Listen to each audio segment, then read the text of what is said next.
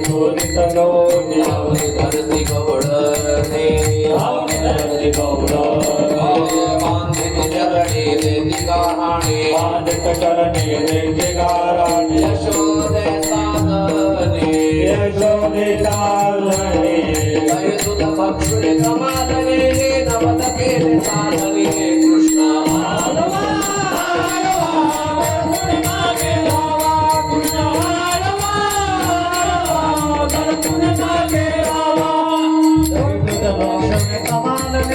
नवल केले साधने कृष्ण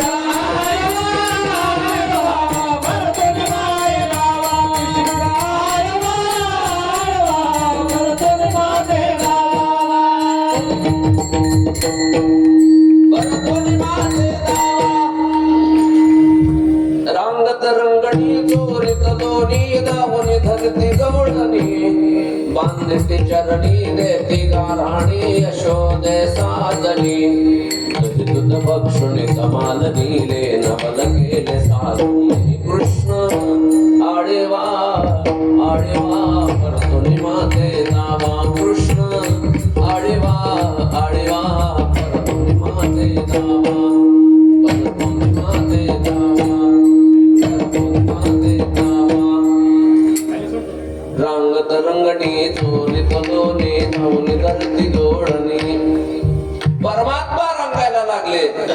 रांगायला लागल्यानंतर गवळणी पाठीमाग धावत होत्या.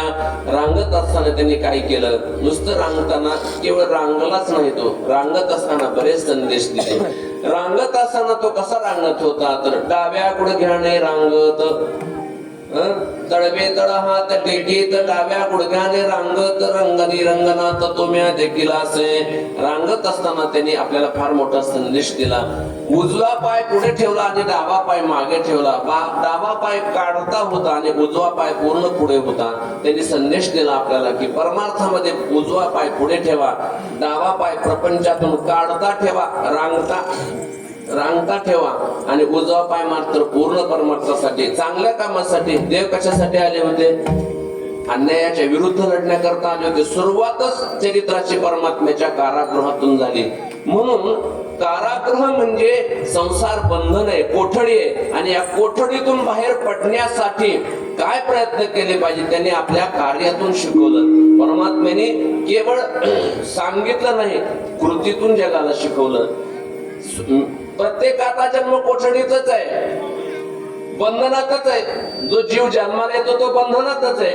प्रत्येकाच्या पाठीमागे चौकडून कोठडीच आहे की नाही? कोठडी बंधनच आहे. बंधनातून बाहेर पडायचं. आपण मुक्त असून पुन्हा बंधनात पडलो. आता बंधनातून पुन्हा मुक्त व्हायचं आपल्याला.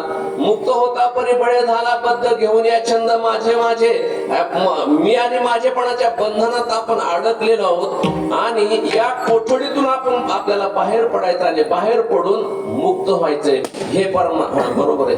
त्याच्यासाठी ते परमात्म्याने आपल्याला शिकवलेलं आहे. म्हणजे फुग्याला सुद्धा पडलं,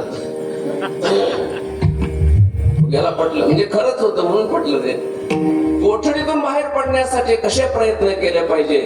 त्याग शिकवला. त्याग पाहिजे. बाहेर पडायचं असेल तर त्याग पाहिजे.